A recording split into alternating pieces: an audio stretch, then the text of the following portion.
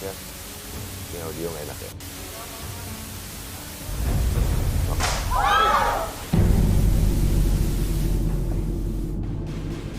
Oke, tenang dulu. Oh, malah Dari tadi ya ini ya. ini sosok apa ini? Ya ini tadi yang diomong Tasya.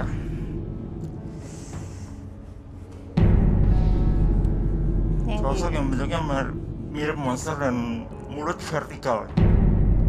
Ini yang isi hijau tadi? Iya, yang di batu. Oke. Ini adalah tadi satu sosok yang memang mengisi batu warna hijau. Tadi batu apa? Mas? Virus. Hah? Virus. Virus ya, oke. Batu virus yang memang dimiliki. Sosoknya gimana? Tasya ini sebenarnya hanya memang menakutkan tapi tidak agresif tapi tidak seagresif itu atau gimana? Iya, jadi nggak, kalau ke kita sih nggak, dia cuma nunjukin aja. Oke. Tapi sifatnya dia tuh sifat agresif. Jadi kalau misalnya mungkin ibaratnya dicoel dikit, dipergunakan yang nggak bener, oh itu langsung dia. Langsung agresif. Langsung Untungnya memang ini masih dalam bentuk batu biasa aja ya, belum Iya, dijadikan cincin ya sebenarnya ya oleh Mas Sudi itu sendiri. Dan energinya cukup kuat juga. Tadi pas saya gambar sedikit oleng juga saya. Oke. Seperti ada kayak ngedorong gitu. Ada benturan ya energinya, baik. Ya boneka, belum Ya, selesai pagi-pagi. Tadi pas mau berangkat ke sini, udah selesai mandi, terus mau keluar, mau ambil motor, tiba-tiba ini, aduh, apa ini? Boneka, jadi kan saya ada kucing-kucing, kalau tiap buka pintu pasti kucing minta makan tuh kan. Saya selalu, juga ada kucing-kucing di sekitarnya. Aduh, ada boneka terus. Saya bawa ke studio, kan mungkin bisa dilihat apa ini maksud mungkin. Oke, baik. Sorry, memang. aku izin ke situ ya. Oh, oke. Oke, sebenarnya Tasya melihat ada satu energi di depan, oke. Mas Sur, ya, jujur ini. Tapi Anda sendiri maksudnya gini, kita kembali ke pengalaman Anda dari sosok boneka yang kemudian Anda temui gitu kan ya. Kala itu di rumah temen tadi Jack ya, kalau nggak salah namanya. Jack. Oke, setelah itu bonekanya masih disimpan atau kemudian akhirnya? Akhirnya Pak Jack gemes, dia mutilasi itu, bonekanya dia lepasi semua. Boleh lepasi. dipinjam sebentar, Mas? Oh. Kak Niko boleh bantu? Apa nih? Oke, ini Ini kali ya. Jadi ini kayaknya tuh ada energi yang nggak bagus, Kak Niko pegang sini aja. Oke. Aku mau coba karena kalau ada sesuatu pasti dia akan kebakar. aman.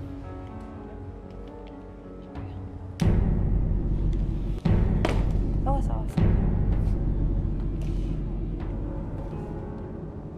Ya. Oke. Masih juga nggak tahu ya ini dari mana ya. Tahu tiba-tiba aja di nongol di keset itu. Oke. Kadang-kadang yang kayak gini tuh suka kejadian karena orang, ya mereka kan tahu ya kita arahnya tuh mau kemana. Ya. Nah mungkin ngeh gitu bahwa Mas Masur ini akan datang ke tempat yang memang akan ngomongin yang begini-begini. Oke. Dan sosoknya memang kita bahas sosok boneka, tapi entah kenapa dia akhirnya menyerupai boneka ya. Iya. Oke. Kenapa sih sosok apa? Maksudnya kenapa ya energi yang ada di sekitar dia artinya ya? Dari Mas Sudi sendiri juga gitu kan ya? Ya, Iya, area rumah dan area apa? rumah, Ya iya. mungkin dia tanpa disadari memang sudah melakukan itu ya. Tapi kalau Mas Masurnya sendiri tuh dia nggak kenapa-napa ya, maksudnya energinya baik-baik aja, lurus-lurus aja gitu, nggak ada yang aneh dengan dia. Tapi apakah yang punya boneka yang kayak dari keramik itu emang mengoleksi atau gimana? Katanya dia dikasih bosnya, mantan bosnya, udah dia simpan boneka itu 9 tahun. Jadi udah 9 tahun yang lalu, terus baru sekitar September itu kita main ke rumahnya, terus sekarang udah dimutilasi, badannya semuanya kita buang ke kali yang jauh, kepalanya dia taruh di akuarium sama ikan cana. Cuman saya belum minta fotonya, ada nanti. Oke, jadi kondisinya memang akhirnya sudah di. Iya, akhirnya beneran dia takut. Oke, baik. Ya mungkin saja memang awalnya hanya boneka keramik, tapi akhirnya kemudian ada isian, kita juga tidak tahu. Tiap hari dipakai anaknya tidur, candaan gitu. Boneka itu tuh aku sering lihat memang boneka yang harusnya diisi oleh spirit. Iya. Jadi bukan boneka mainan itu sebenarnya. Oke. Dari Secara bentuknya Jepang. Oke. Nah, sedikit mengaitkan dengan boneka. Tasya, boneka biasa pun kadang-kadang bisa menjadi tempat juga, medium juga buat mereka, keberadaan mereka. Jadi emang nggak boleh banyak boneka ya? Enggak juga, enggak. Dirawat? Tergantung, iya tergantung dia. Ketika kita punya boneka tapi kita kerjaannya nyari-nyari sesuatu di luar, ya itu akan jadi rumah Dengan buat sendirinya dia. akan diisi. Tapi kalau boneka untuk anak main, mungkin ada kemungkinan ada yang masuk, tapi kemungkinannya kecil kalau memang nggak ada hubungannya dengan mistis-mistis ya. Ya, berarti aman lah ya. Aman lah, dalam pengertian itu mungkin ya jadi aman. Ya. Oke, dan ini sebenarnya cukup menarik juga karena memang tren dari spirit doll itu kan beberapa waktu lalu sempat booming juga. Ya. Tapi ada sedikit pertanyaan Tasya dan Ervan menanggapi boneka arwah lah ya waktu itu ya tadi. Sebenarnya apa sih yang harus dilakukan ketika orang sudah tidak mau menyentuh itu ataupun memang kebetulan boneka itu ada terisi? Ya itu kan sama aja, kalau menurut aku ya itu sama aja kita kayak pelihara sesuatu gitu. Senang sama kunti, kita pelihara kunti, ini cuma beda ada medianya aja untuk datang masukin itu.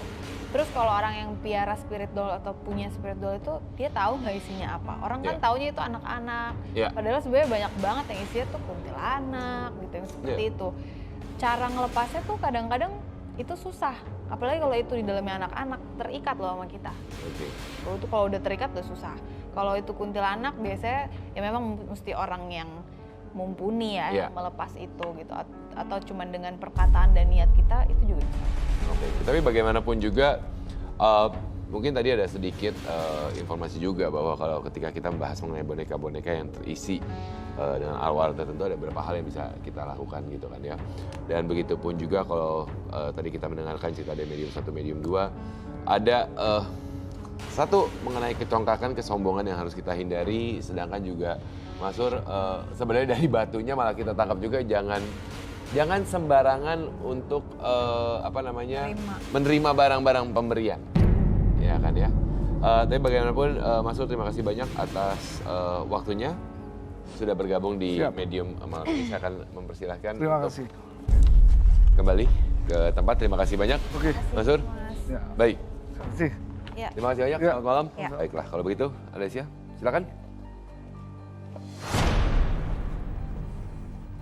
Ervan, Anda silakan dulu. Shuffle, bisa shuffle nggak? Dikocok? Iya. Kalau pengen stop, stop aja. Oke. Yang akan dibacakan secara general umum aja ya. General aja ya. Ini ambil 3.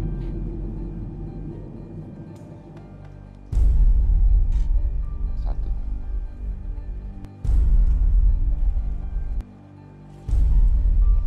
pertama.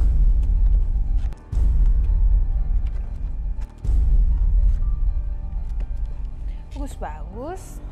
Ini yang pertama, ini ke kerjaan ya, ini keuangan gitu. Ini aman-aman banget, bahkan bisa buat memberi orang gitu. Jadi nggak kekurangan lah gitu ya ibaratnya. Terus banyak banget kerjaan yang akan datang di tahun ini. Udah bisa ibaratnya tuh bisa milih mau apa enggak gitu. Jadi bukan kepepet.